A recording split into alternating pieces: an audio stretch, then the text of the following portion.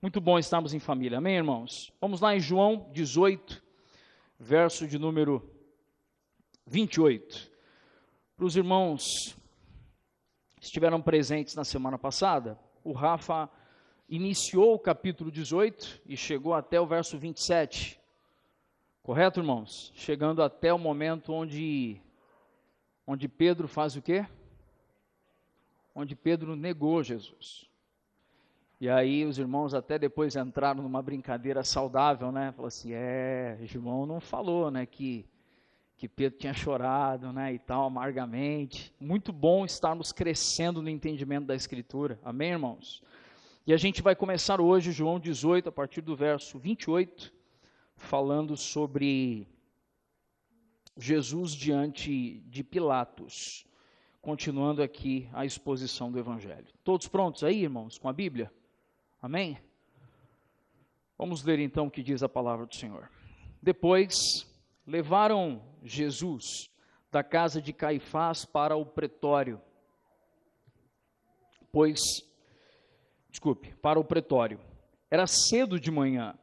Eles não entraram no pretório para não se contaminar, pois somente assim poderiam a Páscoa. Então Pilatos saiu para falar com eles e perguntou: que acusação vocês fazem contra este homem? Eles responderam: se este não for malfeitor, não o teríamos entregue ao Senhor. Então Pilatos disse: levem-no daqui, julguem-no segundo a lei de vocês. Ao que os judeus responderam: não nos é lícito matar ninguém. Isso aconteceu para que se cumprisse as palavras de Jesus, significando com que tipo de morte estava para morrer. Pilatos entrou novamente no pretório, chamou Jesus e lhe perguntou: você é o rei dos judeus? Jesus respondeu: essa pergunta vem do Senhor mesmo, ou foram os outros que lhe falaram ao meu respeito? Pilatos respondeu: por acaso sou judeu? A sua própria gente, os principais sacerdotes é que o entregaram a mim. O que foi que você fez? Jesus respondeu: o meu reino não é deste mundo. Se o meu reino fosse deste mundo, os meus ministros se empenhariam por mim, para que eu não fosse entregue aos judeus. Mas agora o meu reino não é daqui. Pilatos perguntou: então você é rei? Jesus respondeu: o Senhor está dizendo que eu sou rei. Eu para isso nasci e para isso vim ao mundo, a fim de dar testemunho da verdade. Todo aquele que é da verdade, ouve a minha voz. Pilatos perguntou: o que é a verdade? Depois de dizer isso, Pilatos voltou aos judeus e lhe disse: eu não acho nele crime algum, mas é costume entre vocês que eu solte alguém por ocasião da Páscoa. Vocês querem que eu lhe solte o rei dos judeus? Então todos gritaram novamente: não este, mas Barrabás. Ora, Barrabás era salteador. Capítulo 9, 19, verso 1. Continuando a leitura. Por isso Pilatos tomou Jesus e mandou açoitá-lo. Os soldados teceram uma coroa de espinhos e a puseram na cabeça de Jesus. Também o vestiram com um manto de púrpura. Chegavam-se a ele e diziam: salve, rei dos judeus! E davam-lhe bufetadas. Pilatos saiu outra vez e disse aos judeus: eis que eu apresento a vocês, para que saibam que não encontro nele crime algum. Então Jesus saiu, trazendo a coroa de espinhos e o manto de púrpura. E Pilatos lhe disse: eis o homem. Quando viram Jesus, os principais sacerdotes e seus guardas gritaram: crucifique, crucifique. Pilatos repetiu: levem-no daqui vocês mesmos e o crucifiquem, porque eu não encontro nele crime algum. Os judeus responderam: temos uma lei. Segundo essa lei, ele deve morrer, porque se fez filho de Deus. Pilatos, ouvindo tal declaração, ficou ainda mais atemorizado E entrando outra vez, perguntou a Jesus: de onde você é? Mas Jesus não lhe deu resposta. Então Pilatos o advertiu: você não me responde? Não sabe que tenho autoridade tanto para soltar você como para crucificá-lo? Jesus respondeu: o Senhor não teria nenhuma autoridade sobre mim se de cima não lhe fosse dada. Por isso, quem me entregou ao Senhor tem maior pecado. A partir desse momento, Pilatos queria soltá-lo, mas os judeus gritavam: se você soltar esse homem, não é amigo de César. Todo aquele que se faz rei é contra César. Quando Pilatos ouviu essas palavras, trouxe Jesus para fora e sentou-se no tribunal, no lugar chamado Pavimento, em hebraico Gabatá. E era a preparação da Páscoa por volta do meio-dia. E Pilatos disse aos judeus: eis aqui o rei de vocês. Eles, porém, clamavam: fora, fora, crucifique-o. Então Pilatos perguntou: devo crucificar o rei de vocês? Os principais responderam: não temos rei senão César. Então Pilatos entregou Jesus para ser crucificado e eles o levaram. Vamos orar mais uma vez, irmãos? Feche seus olhos aí em seu lugar. Paizinho, nós estamos mais uma vez aqui, como família da fé, reunidos, para buscar ouvir do Senhor a Tua palavra, o Teu conselho, Senhor. E mais do que ouvir, o que a história tem para nos relatar acerca da proximidade da crucificação de Jesus, nós queremos ser imbuídos, Senhor, em um sentimento profundo de temor pela Tua presença, pela Tua obra, pelo Teu sacrifício, Senhor, por aquilo que o Senhor fez por nós desde antes da fundação do mundo. Queremos Te pedir perdão, Pai, pelos nossos erros, pelas nossas falhas, pelas nossas fraquezas. Queremos pedir nesse momento, Pai, aquilo que temos orado há algum tempo aqui entre nós, que nós tenhamos, Senhor, uma mente iluminada pelo Espírito, que nós tenhamos um coração aquecido pelo fogo do amor por Jesus e pela presença do Espírito, que tenhamos, Senhor, lágrimas nos olhos que refletem um coração quebrantado, Senhor. Vem produzir isso no seio da Tua igreja, Senhor. Que não sejamos uma igreja que vive tampouco, Senhor, de emocionalismo, tampouco, Senhor, de racionalismo, mas uma igreja que preza pela revelação de Cristo e pela obra do Espírito, Senhor.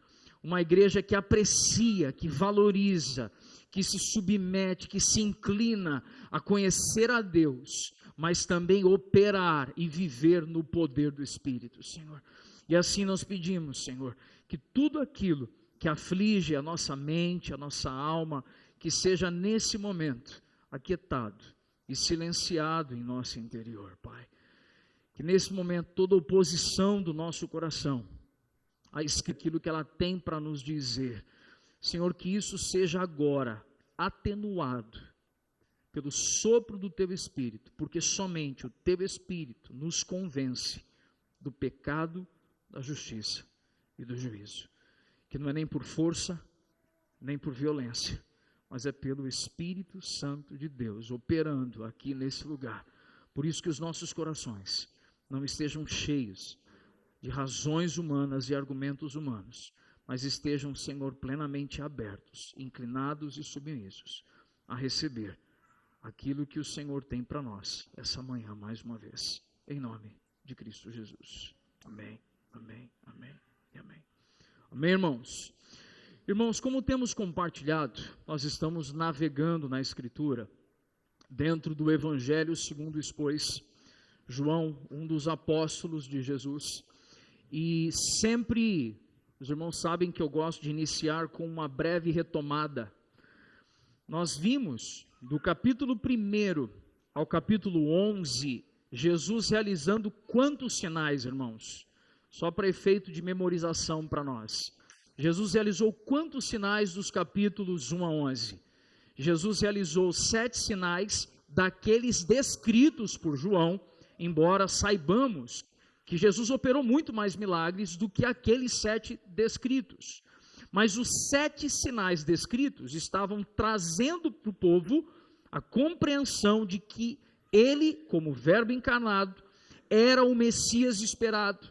Uma das coisas que eu, chamando assim a sua atenção, quando a gente compartilhou, foi uma das partes mais esclarecedoras para mim, que quando o próprio Jesus falando que o Espírito é como aquele vento que vem, e não se sabe de onde, na verdade um vento que sopra, que não se sabe de onde vem, nem para onde vai, e muitas vezes nós atribuímos isso apenas a um movimento no ajuntamento, quando na verdade isso está relacionado com Ezequiel 37, no Vale de Ossos Secos, que onde o vento sopra, a morte é vencida, e aqueles que estão mortos voltam à vida. Os irmãos lembram disso, amém ou não, irmãos?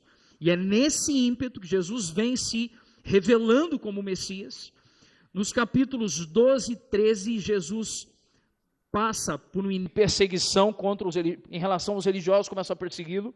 Quando nós vimos em João 17, Jesus ora por aqueles que haveriam de ficar, porque ele morreria, seria tomado do rebanho, tomado do povo, na verdade, e sendo tomado do povo, viria o Consolador, viria o Espírito Santo, mas o Senhor Jesus ora em favor dos seus.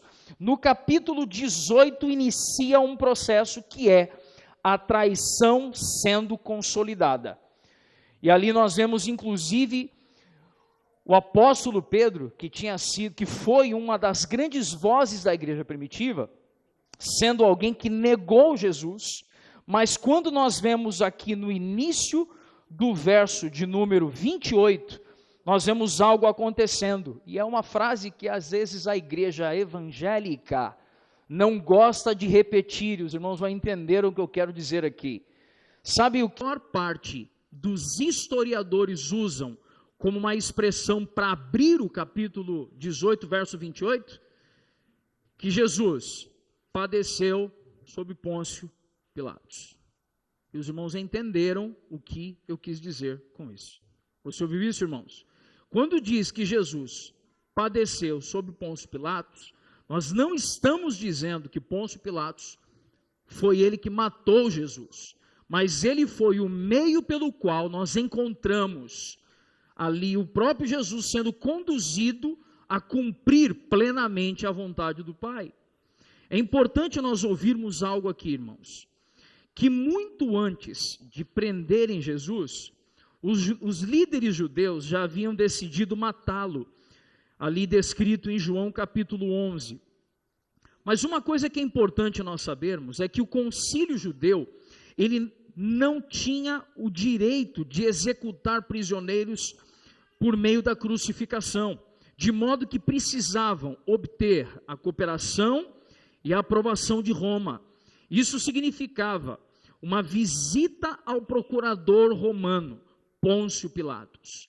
Segundo nós ouvimos na semana passada, o Rafael Guzzo compartilhando a escritura, Jesus, quando foi preso, ele foi levado à casa de um homem. Os irmãos lembram qual era o nome desse homem que Jesus foi levado à casa dele? O nome dele era Anás. E quem foi Anás? Anás era sogro de Caifás, que era o sumo sacerdote na época. Nesse texto que nós lemos, no capítulo 18, nós vemos que, saindo da casa de Anás, depois levaram Jesus da casa de Caifás, foi apresentado a Caifás, e de Caifás foi levado para o pretório. O que era o pretório? É muito importante você formar uma imagem em sua mente. O pretório era o lugar onde Pôncio Pilatos exercia ali, tinha a sua moradia e era também a sede da sua administração. Era como se fosse uma pequena prefeitura, onde ele tinha a sua casa, mas também era a sede da sua administração. O que a gente consegue perceber? Que depois de ser preso, Jesus foi levado à casa de Anás, onde passou por um interrogatório informal num primeiro momento. Anás esperava obter informações que implicassem Jesus como inimigo do Estado.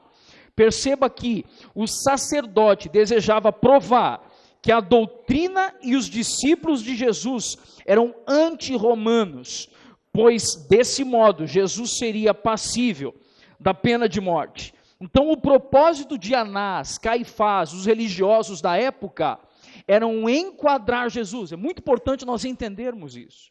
Era enquadrar Jesus como um inimigo do Estado. E naquele momento, o império vigente é o que nós conhecemos como Império Romano. Isso quer dizer, e é curioso isso, por quê? Porque Jesus estava, na verdade, confrontando as estruturas de religiosidade. E aqueles homens, eles foram ardilosos em distorcer o que estava de fato acontecendo, para que aquele confronto ao sistema religioso fosse transformado em uma inimizade política. Os irmãos estão entendendo até o presente momento, amém ou não? Diante disso, após isso, diante de Caifás e dos membros do Sinédrio, que o sumo sacerdote conseguiu reunir aquela hora da noite. Isso quer dizer que Jesus, na verdade, foi enquadrado ali por Caifás, era noite ainda. Só que pelas leis da época, o conselho não poderia se reunir e dar um veredito naquela hora da noite. Por isso era importante esperar o amanhecer do dia seguinte. E quando nós começamos então a observar alguns elementos importantes, eu quero trazer aqui uma reflexão para nós. Nós vemos no início do texto que os religiosos chegaram ao pretório, mas a sua Bíblia está dizendo algo, que eles não entraram. Os irmãos ouviram isso ou não? Eles chegam ao pretório levando Jesus, mas eles não entraram. E por que isso? Os líderes religiosos, eles não hesitaram em condenar um homem inocente, mas tiveram cuidado de não se contaminar caminhando em solo gentio. Pastor, mas o que isso quer dizer? Me explica isso melhor. Nós precisamos trazer à memória que quando nós estamos falando desse cenário que está acontecendo cronologicamente, nós estamos em uma semana das festividades do que estava para acontecer aqui, irmãos? As festividades da Páscoa. E havia, segundo as leis de Moisés, um rito de purificação. Nesse rito de purificação, nenhum judeu poderia estar, olha que curioso isso, estar em um lugar de ambiente de gentios que fosse coberto. Ele só poderia estar em um lugar com gentios se o ambiente fosse o quê? Ao ar livre, se fosse aberto. Porque estar em um lugar com gentios em ambiente fechado sinalizaria comunhão, por exemplo, entre judeus e gentios que não professavam a mesma fé.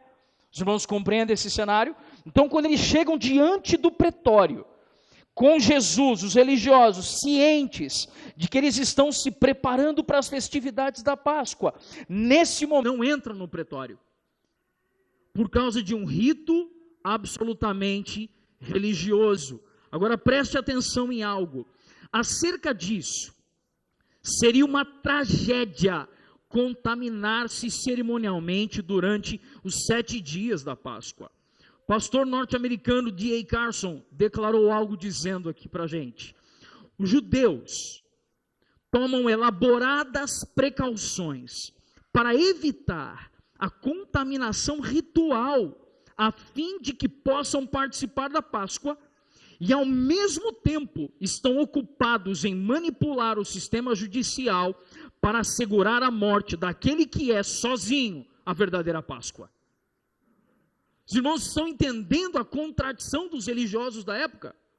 Então eles estavam ali, num rito cerimonial, e quando nós falamos das leis em Israel, existiam as leis espirituais, as leis morais e as leis cívicas. Eles estavam ali respeitando leis espirituais, leis cívicas também, e ali estavam dizendo: não, nós não entraremos no pretório, porque não queremos ter comunhão com os gentios. Entretanto, nós estamos dispostos a distorcer a verdade, manipular o sistema judiciário, a fim de que possamos levar esse homem à morte. Os irmãos estão enxergando a contradição do sistema religioso? Amém, irmãos? Olha o desafio disso. Com a mesma ênfase, J.C. Ryle disse algo aqui. Somos informados de que os judeus, depois de levarem Jesus até Pilatos, não entraram na sala do julgamento. Isso aconteceu para que não se contaminassem e poderem comer a Páscoa. De fato, isso revela um profundo distúrbio psicológico e moral. Esses homens de coração endurecido estavam envolvidos na prática da maior impiedade que os homens mortais já cometeram. Queriam assassinar o próprio Messias. Contudo, na mesma ocasião, falavam da possibilidade de se contaminar, e em especial sobre comer a Páscoa. Dois pastores aqui, D.A. Carson e J.C. Ryle, falando sobre o desafio que foi para aqueles homens. Na verdade, a expressão apropriada nem é a expressão desafio, mas a contradição que foi para aqueles religiosos, ao mesmo tempo quererem matar Jesus, mas quererem comer a Páscoa sem estarem impuros. Diante disso, irmãos, preste atenção no que Hernandes Dias Lopes nos disse aqui. É comum encontrarmos pessoas que são excessivamente zelosas a respeito de procedimentos insignificantes e cerimônias exteriores, enquanto são escravas de pecados degradantes e de detestável imoralidade. Sabe o que o pastor Hernandes, que é o meu exegeta favorito, viu, Salles? Tá bom? O Hernandes estava aqui compartilhando, e no livro que ele faz a exegese ali do Evangelho de João, o Hernandes estava refletindo e trazendo para quem leu o seu livro uma importante mensagem para o nosso coração. Que nós muitas vezes somos mais inclinados a cuidar daquilo que nos revela, que nos coloca rodando no sistema religioso, essa engrenagem do sistema religioso que está funcionando, e a gente é mais inclinado, a gente se importa mais em ter o aspecto de que está tudo bem, diante do sistema religioso, do que de fato observarmos a simplicidade da obra de Jesus, às vezes ao nosso lado. Os irmãos estão ouvindo isso, irmãos? O pastor Hernandes, quando escreveu isso, e ele gravou, inclusive, tem uma plataforma de pastoreio de pastores, que o pastor Hernandes participa ali. E eu me recordo de uma vez ele dizendo assim, que nós, quando falamos desse sistema religioso, a gente se vê como discípulos de Jesus fiéis, mas a gente nunca se vê como aqueles religiosos, escribas e fariseus. Mas a verdade, irmãos, é que nós somos muito mais parecidos com esse sistema religioso do que a gente imagina. Basta alguém tocar na nossa reputação. Basta alguém dizer, você está errado. E quando isso acontece, imediatamente, a gente pode revelar que, na verdade, a gente só está funcionando no sistema religioso. Quantos estão comigo até o momento aqui, irmãos? Amém? Sabe, nós não podemos, nós não devemos, irmãos, ser daqueles que vivem um extremo de moralismo. O que é o extremo de moralismo? Que eu estou mais preocupado com o que os outros vão pensar do que eu estou fazendo, porque eu tenho que fazer o que é certo. Esse é o extremo do moralismo. Porque o extremo do moralismo, ele nos priva de experimentar a sinceridade de um homem quebrado em obra de regeneração. Irmãos, nós somos homens e mulheres quebrados, que estão sendo regenerados a cada dia. Não é verdade?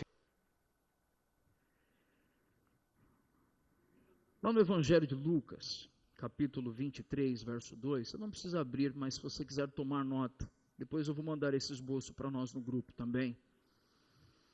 Evangelho de Lucas 23, verso 2, nos diz que haviam 3 acusações oficiais contra Jesus. Tudo bem? Eu quero reforçar isso daqui. Em Lucas 23, 2, haviam o que eu disse? 3 o quê? Acusações oficiais contra Jesus. A acusação oficial contra Jesus é que Jesus tinha corrompido a nação. Gente, o que seria Jesus corromper a nação? Os líderes judeus estavam acusando Jesus de distorcer a perspectiva política em Roma e estar distorcendo inclusive as leis romanas. Quando na verdade Jesus em tudo ele se submeteu às leis romanas. É óbvio que ele não tributou a César a glória que só pertence ao Pai. Mas nas leis civis, Jesus foi obediente em todas as coisas. Dito isso, irmãos, eu preciso aproveitar para fazer aquele parêntese que eu gosto, irmãos. Vocês já me conhecem. Quero dar uma palavra agora em tom bem pastoral, irmãos. Quando eu falo assim, você já sabe que eu venho falar sobre algo que eu acredito ser muito importante. Nós não devemos ser conhecidos como os insurgentes revoltadinhos. A igreja cristã não deve ser conhecida dessa forma.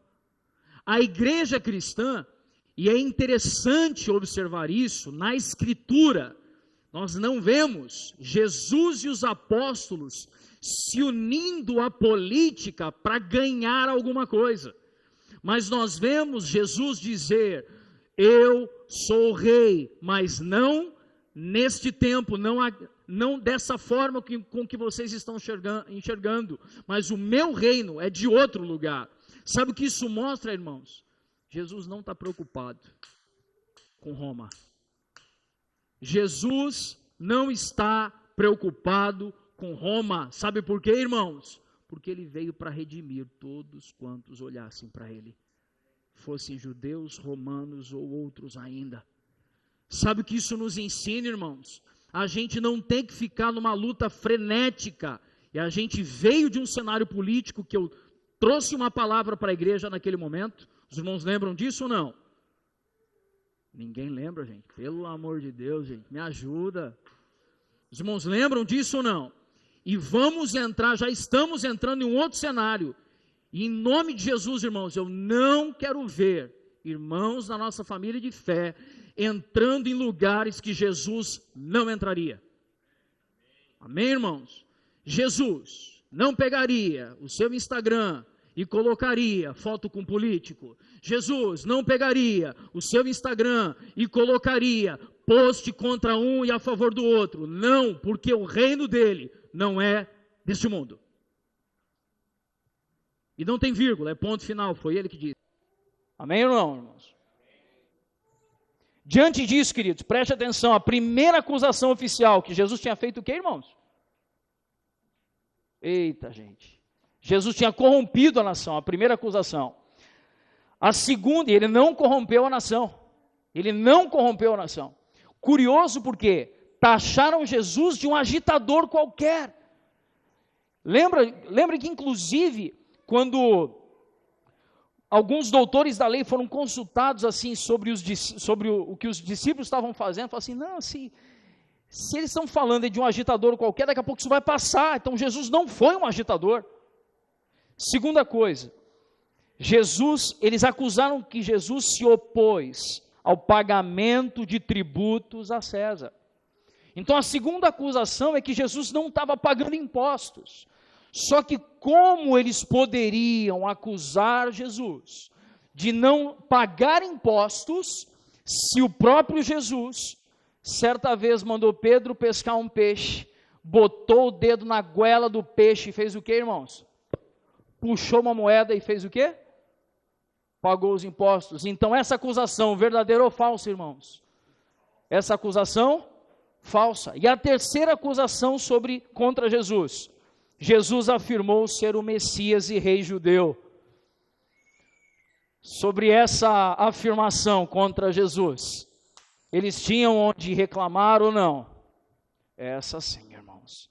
Porque Jesus, em João 11, Jesus disse, sim, eu sou o Filho de Deus.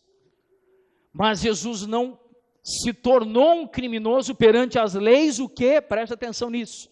Jesus não tinha se tornado um criminoso perante a lei romana. Jesus, ao afirmar que ele era o Filho de Deus, ele estava tão somente contrapondo-se à autoridade religiosa judaica e não à autoridade civil e política romana. Os irmãos estão compreendendo a distinção aqui, amém ou não? Diante disso, e aí é muito importante entendermos algo aqui, irmãos.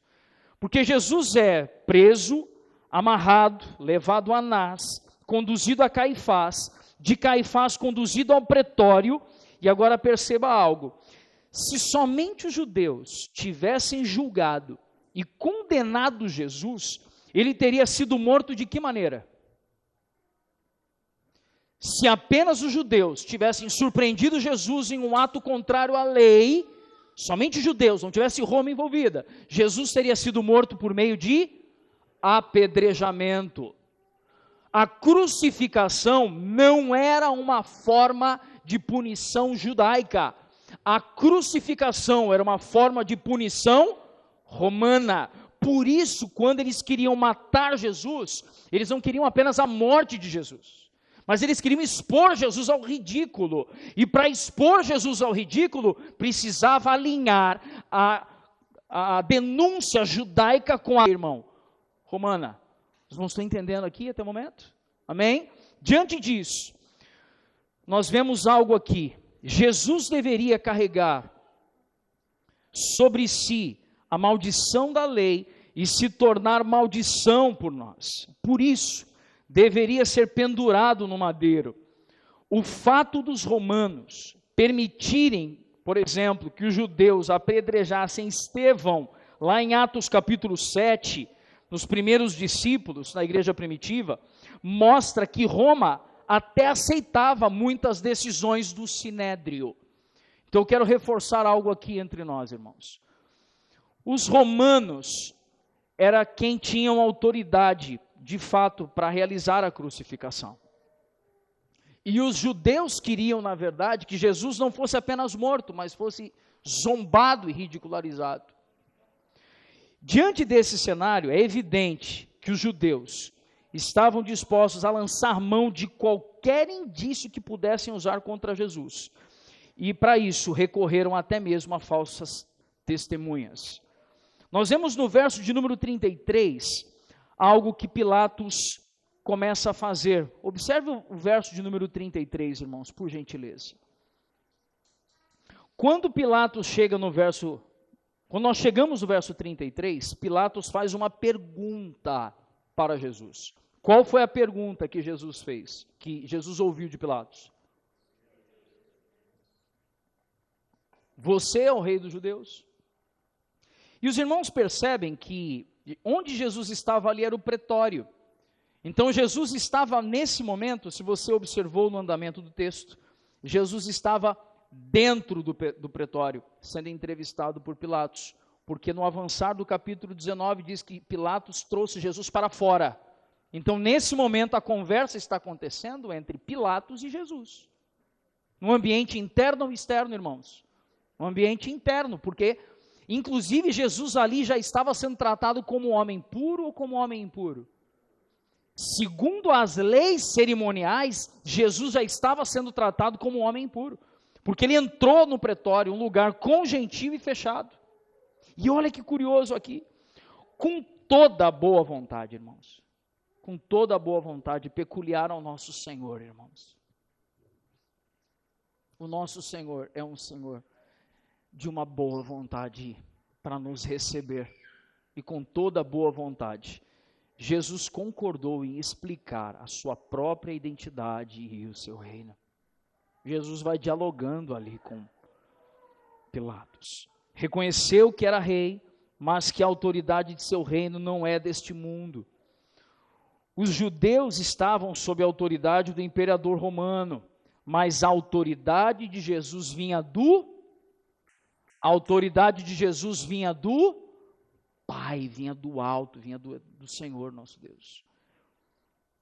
Seu reino é espiritual, está no coração dos seus seguidores, e ele não dependia de meios do mundo ou da carne para levar sua causa adiante.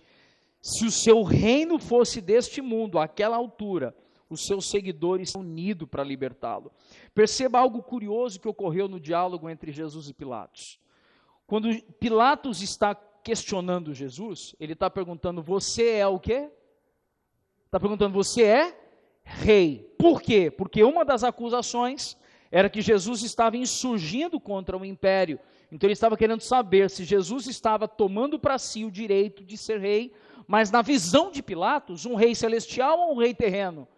Na visão de Pilatos, um rei terreno. E nesse momento, Jesus dá uma explicação para Pilatos. Jesus fala, o meu reino não é deste mundo.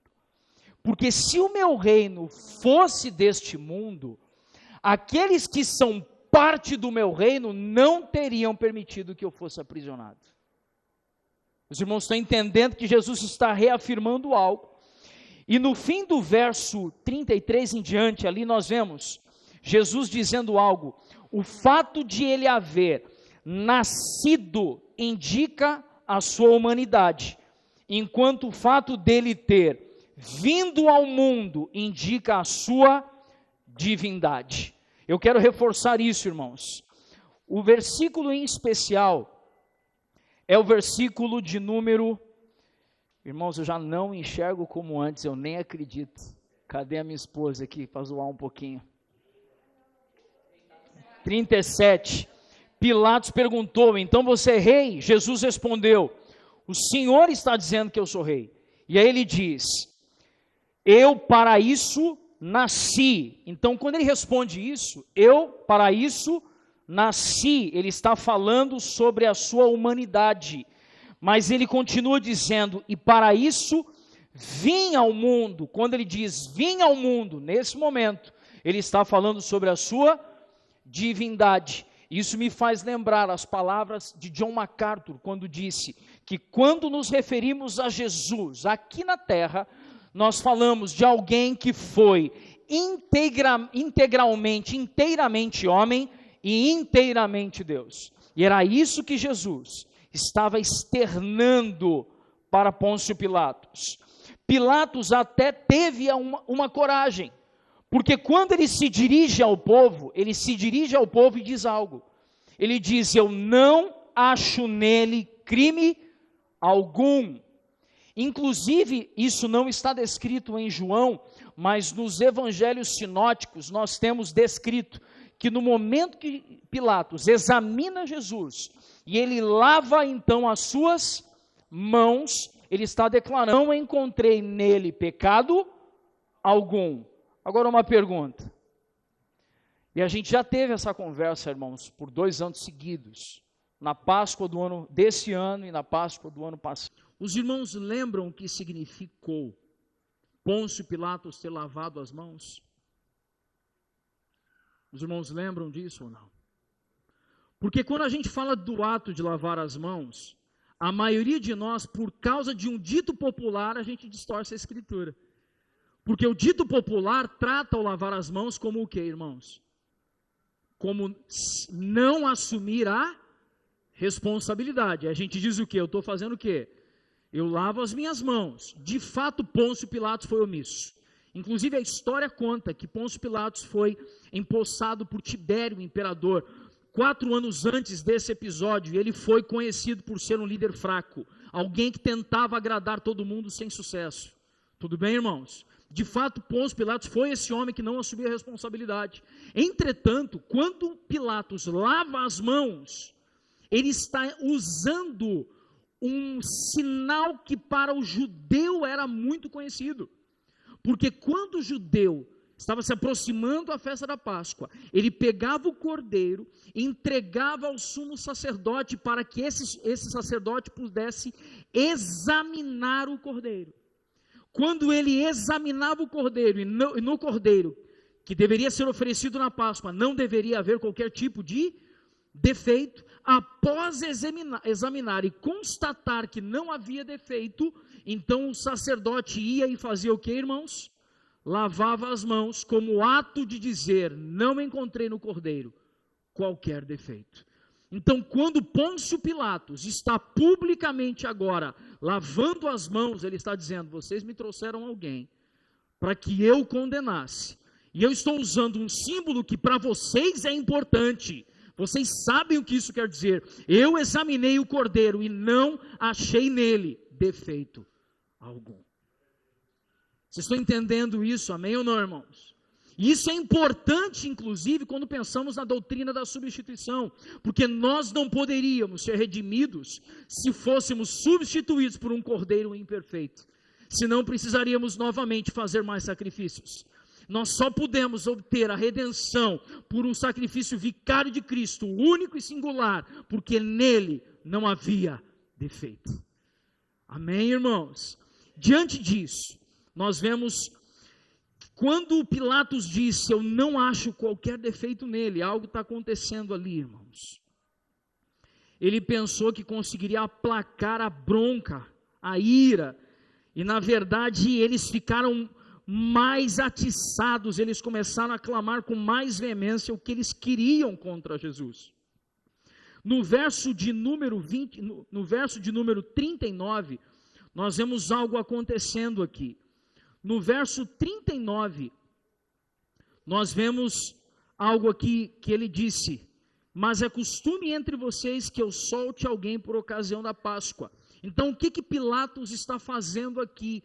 Pilatos acabou de examinar Jesus e viu que Jesus era culpado ou inocente, irmãos?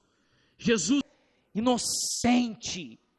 E aí ele agora recorre a uma prática judaica nos dias da Páscoa, algo que era comum na época, debaixo do governo de Roma. E o que era comum? Liberta um prisioneiro. Então ele vai e fala assim: gente, pelo amor de Deus, esse homem é inocente, mas ele está preso aqui, então vamos fazer o seguinte, por conta da festividade da Páscoa, pega esse homem que eu acabei de prender aqui, então e libera esse homem. Era isso que Pôncio Pilatos estava propondo. E quando nós vemos algo acontecendo, quando ele fala para que Jesus fosse solto, o povo começa a gritar: solte sim um prisioneiro, mas não este. Solte a quem? Barrabás. Sabe do que Barrabás tinha sido acusado, irmãos? Vocês sabem ou não? Barrabás tinha sido acusado de roubos. Barrabás tinha sido acusado de violência. Barrabás tinha sido acusado de assassinato. Barrabás está sendo solto porque um inocente está ficando preso. Assim como nós.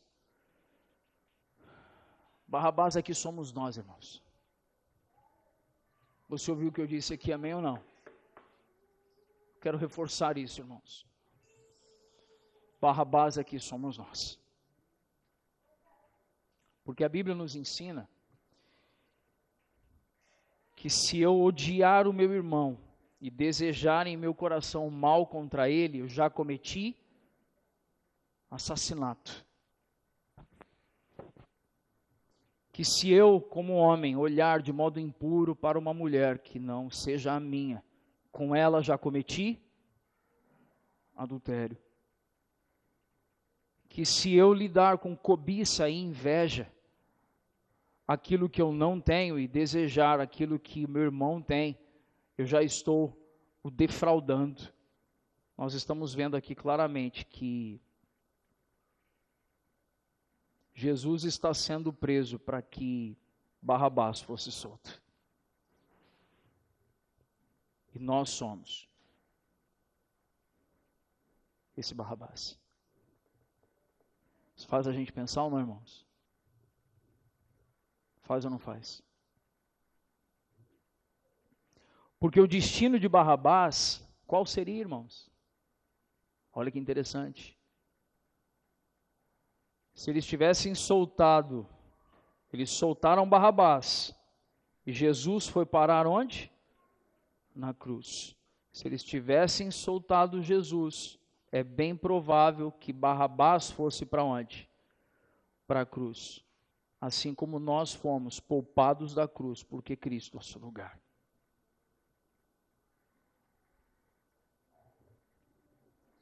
A mensagem do Evangelho, irmãos, ela só é boa, só é uma boa nova, quando a gente entende o quão trágico seria o nosso destino sem Cristo Jesus. Sabe por que tem tantas pessoas que não conseguem se lançar no Evangelho e viver o Evangelho na sua magnitude, na sua abrangência, na sua profundidade, na sua complexidade? Sabe por quê? Porque nós não entendemos a boa nova como de onde nós fomos tirados e do que nós fomos poupados. Nós fomos poupados da ira de Deus, irmãos. E a boa nova do Evangelho é que Jesus tomou o nosso lugar. Como é terrível pensar que o Filho de Deus foi submetido a tamanha crueldade. Apesar de inocente, foi tratado como culpado e se sujeitou a isso por nós. Irmãos, tem uma frase em João 18 que eu parei para ler algumas vezes assim. Eu falei, meu Deus do céu, não sei qual seria a minha reação. Que quando Jesus foi entrevistado primeiramente na casa de Anás, nós vemos que ele perguntou se Jesus era o Filho de Deus. E Jesus disse assim, pergunta então para as pessoas que estão comigo. E um servo de Anás esbofeteou o rosto do nosso Senhor, irmãos.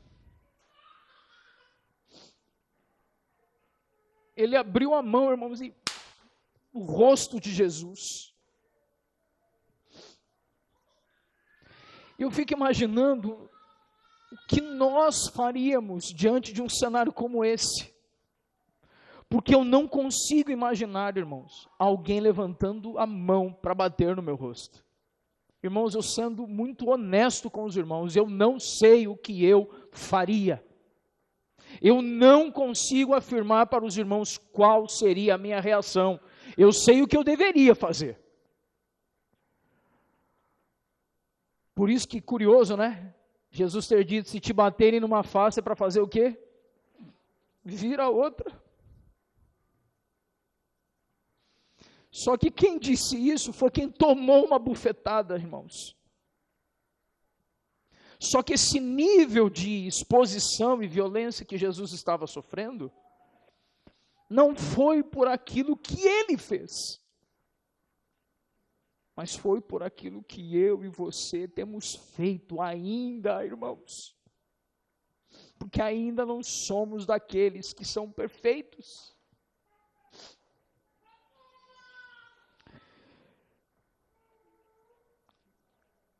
Você nota no capítulo 18, que mesmo sendo inocente, Pilatos mandou fazer o quê, irmãos? Observe essa contradição. Pilatos, governador romano, acabou de dizer, esse homem é o quê? Inocente. Então pega ele e faz o quê? Leva na frente do povo e açoita ele, rebenta com ele, bate nele aí. Foi isso que fizeram com Jesus. Agora preste atenção no que D.A. Carson disse. A flagelação aplicada pelos romanos podia tomar uma de 3 formas. Então preste atenção aqui, 3 formas do flagelo romano. 3 palavras em latim. Primeira palavra, fustigatio. O fustigatio era um espancamento menos severo, aplicado por crimes relativamente leves, como vandalismo. Segunda palavra em latim, flagelatio. Uma flagelação brutal, aplicada a criminosos cujos crimes eram mais sérios. E o terceiro tipo, verberatio. o castigo mais terrível de todos, e que estava sempre associado a outras punições, incluindo a crucificação. Nessa última forma, a vítima era despida e amarrada a uma estaca, para depois ser golpeada por diversos torturadores, até que eles ficassem exaustos, e os seus comandantes então mandassem parar. Sabe o que é curioso? Que Pôncio Pilatos pega Jesus, um inocente, coloca ele publicamente e diz: aplica nele o fustigatio. Aplica nele primeiro nível de castigo. Qual é o primeiro nível de castigo? Sabe qual é o primeiro nível de castigo, irmão? Pega um toco de madeira, revestido com couro bem apertado, tiras de couro. Na ponta das tiras, eles amarravam dentes de animais ou pedaços de lâminas. E com esses chicotes, eles foram e fustigaram Jesus. Por isso a palavra fustigado, porque vem da palavra fustigatio, que era o primeiro nível de aflição imprimida sobre alguém tratado como culpado. Os irmãos estão comigo até o momento ou não, irmãos? Diante disso, Pilatos, ele agiu contra a própria lei romana, porque Jesus era inocente e tinha que ser imediatamente solto e não açoitado. F.F. Bruce relatou algo dizendo: esses açoites transformavam o corpo da vítima em uma massa sangrenta. Alguns morriam durante os próprios açoites, outros ficavam loucos. Poucos eram os que suportavam sem desmaiar, e foi isso que fizeram com Jesus. Isso nos faz lembrar, irmãos, Isaías 53, verso 5. O que está escrito? Isaías 53, verso 5, que mais ele foi ferido por causa das nossas transgressões, esmagado por causa das nossas maldades. O castigo que nos traz a paz estava sobre ele, e por seus ferimentos nós fomos sarados. Sabe o que é muito importante nós entendermos, irmãos? Que não foram os romanos que mataram Jesus, não foi Pilatos que matou Jesus, não foram os soldados e os religiosos que flagelaram Jesus, foram os pecados que afligiram o autor da vida. Mas a morte não pôde deter o autor da vida, irmãos. E quando nós lemos, por isso que Jesus foi chamado de homem de dores. Como a canção que eu enviei ontem no nosso grupo. Canção de um amigo nosso, que alguns vão lembrar dele, o Rômulo Racanelli, que esteve lá em minha casa ainda. Homem de dores, que sabe o que é padecer. Agora é muito importante, irmãos, eu quero trazer uma reflexão aqui sobre o que J. Ryle falou para nós aqui. Porque a gente vai ouvindo essas coisas e o nosso coração começa a querer ter pena do que Jesus sofreu. Ryle disse algo para nós aqui: admiremos o amor de Cristo, sobre o qual o apóstolo Paulo disse, excede todo entendimento. Irmãos, o amor de Cristo, o que Paulo disse, irmãos? Excede todo entendimento. E vejamos que essa expressão está repleta de profundo significado. Não existe amor terreno com o qual possamos compará-lo, nenhum padrão que seja capaz de avaliá-lo. É um amor inigualável. Ao meditar sobre essa história de sofrimentos, jamais esqueçamos que Jesus sofreu por causa dos nossos pecados, o justo pelos injustos, e que ele foi traspassado por causa das nossas transgressões, e ferido por causa das nossas iniquidades, a fim de que por meio dos seus sofrimentos fôssemos salvos. A fim de que por meio dos seus sofrimentos nós fôssemos salvos. Sabe, irmãos, quero ler uma frase que eu redigi ontem à noite aqui, em cima desse último parágrafo citado por J.C. Ryle. Com perseverança, seguir o exemplo de paciência dado pelo nosso Senhor. Eu vou repetir aqui, com o quê? Qual a palavrinha que eu usei aqui? Perseverança. Irmão, o que é perseverar? O que é perseverar? Perseverar, irmãos, não é a mesma coisa que pensamento positivo. Não é torcer, fazer figa para dar certo. Sabe o que é perseverar, irmãos? Algum tempo atrás, num compartilhar, eu acho que era ainda na minha casa que eu falei sobre isso. Assim como as ciências tiveram origem lá na Grécia, muitas línguas, muitos idiomas também tiveram origem na Grécia. Então a língua portuguesa, a gente tem herança do latim, ali do grego também. Então é muito comum o prefixo per ser utilizado para o mais alto grau de algo.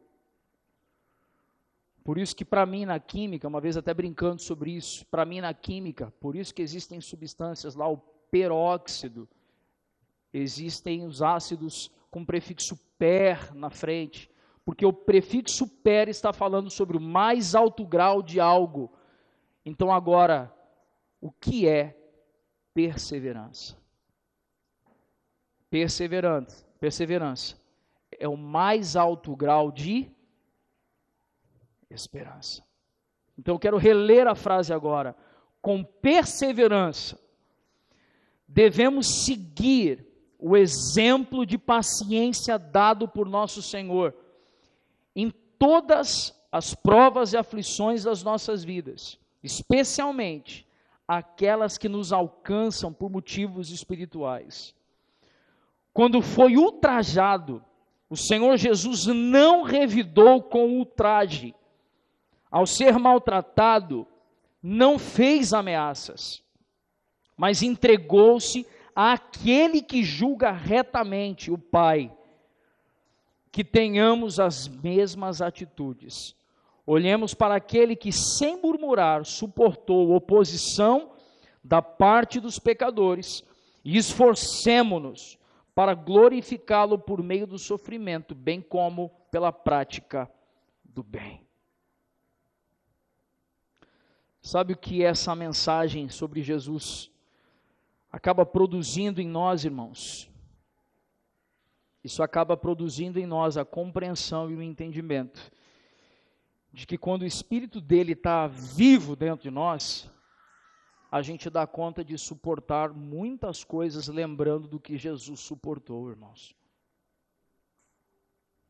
Ouviu isso, Cláudio? O que é graça? A gente costuma usar a palavra graça como, é o favor imerecido de Deus para a salvação, verdade.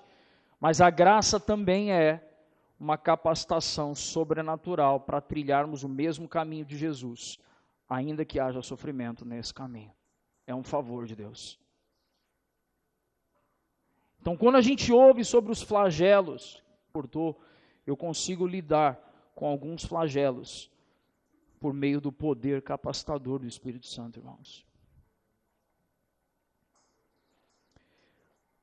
Quando nós vamos nos aproximando ali do verso de número 16, que foi o último verso que lemos, do capítulo 19, eu quero ler uma expressão aqui de Wiersbe, e depois ler duas frases, finalizando a mensagem antes de encerrarmos.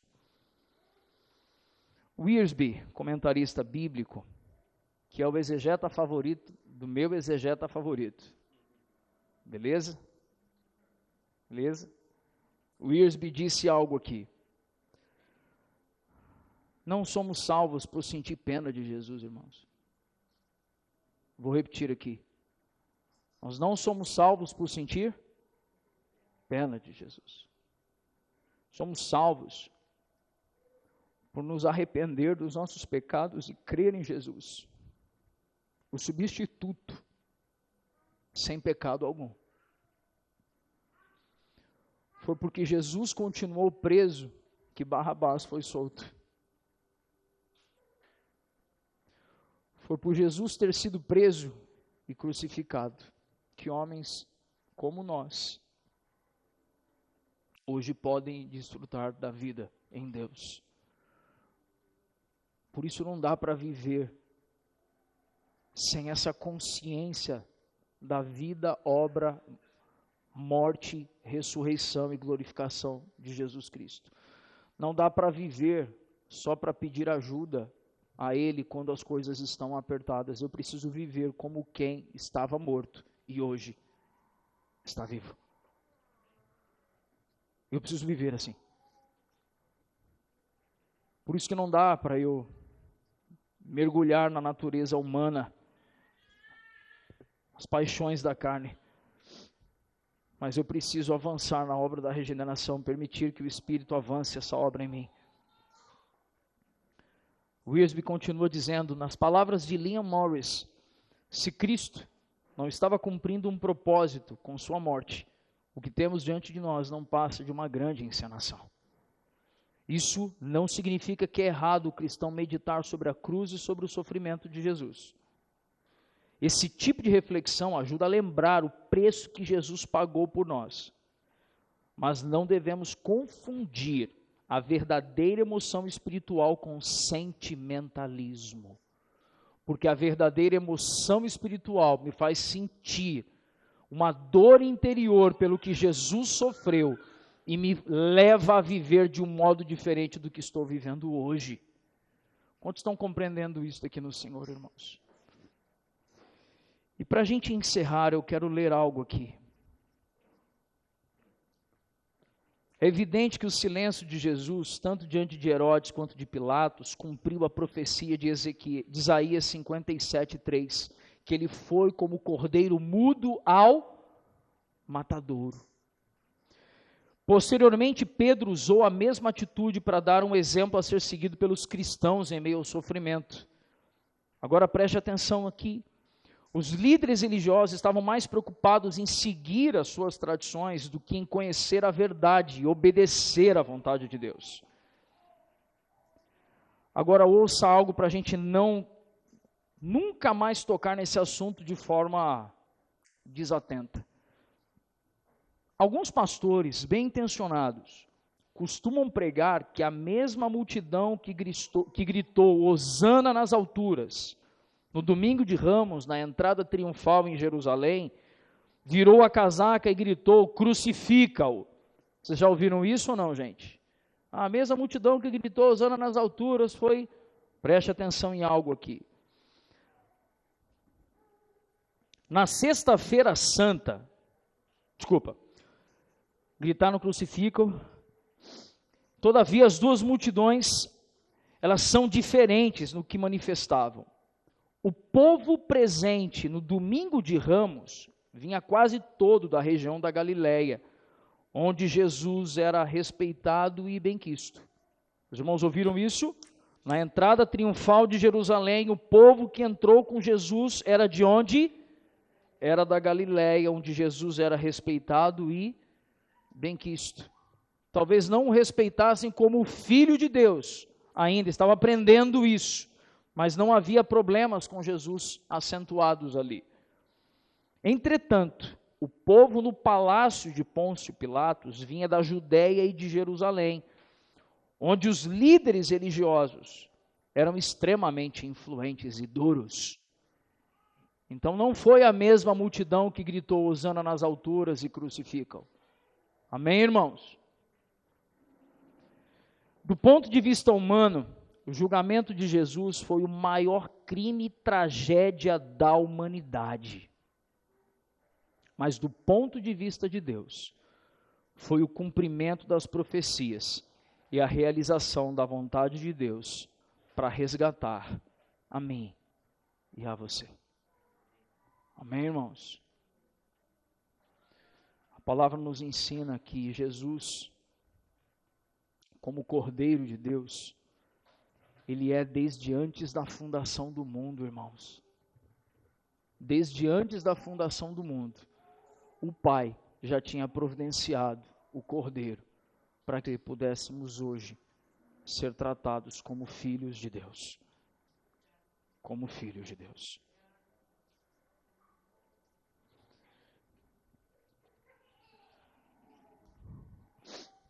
Vamos orar, irmãos. Feche os seus olhos aí, vamos orar.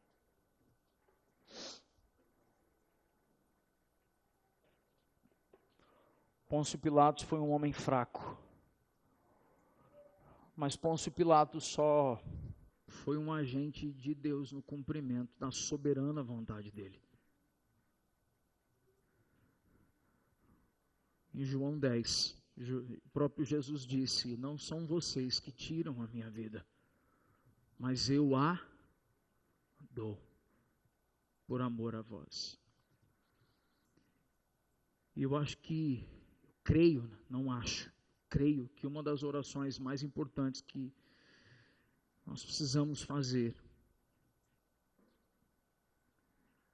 é um pedido ao Senhor de que não vivamos de modo que a gente só lembre de Cristo no Natal, na Páscoa e nos domingos, mas a gente viver por meio dele, irmãos.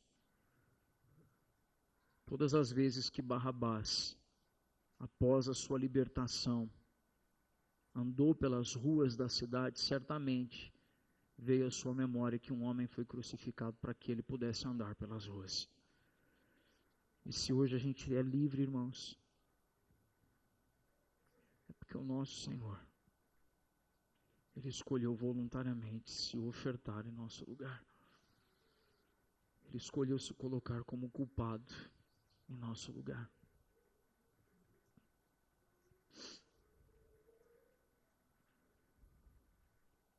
Obrigado, Senhor.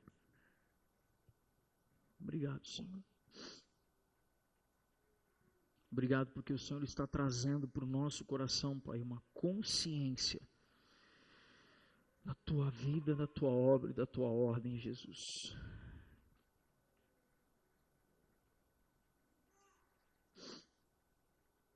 Obrigado pelo Teu amor infinito, Senhor.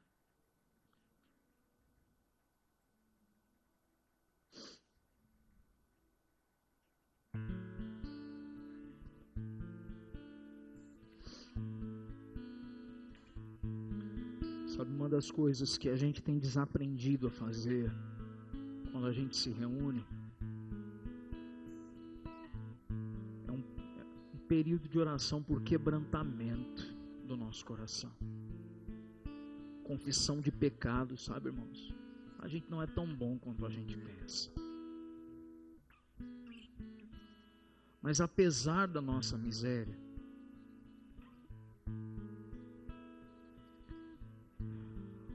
Cristo deixou o seu Espírito em nós para nos lembrar que por meio dele nós podemos viver piedosamente. Olha que gloriosa esperança, irmãos. De um lado vemos o quão miseráveis nós somos. Do outro lado percebemos que o Espírito Santo nos capacita a andar nos passos de Jesus. Mas como sair de um lugar, de um extremo e ir para esse lugar de equilíbrio? Eu preciso ser nominal na minha confissão de pecado, sabe? A gente está desaprendendo isso. Senhor, eu sou um enganador, eu sou um mentiroso. Senhor, eu sou inclinado à mentira. Senhor, eu tenho muito problema de cobiça no meu coração. Ah, Senhor, como eu tenho problemas de maledicência. Como eu tenho problemas de ser um murmurador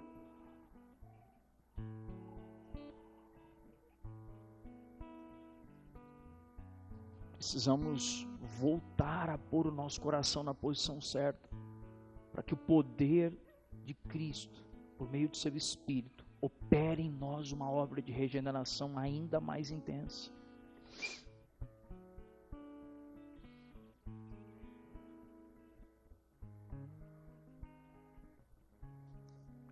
Paizinho, obrigado por estarmos juntos aqui mais uma vez essa manhã. Obrigado, Senhor. A consciência, Senhor, da crucificação, Pai. Como estamos acompanhando na leitura, vamos entrar no caminho da crucificação, Jesus.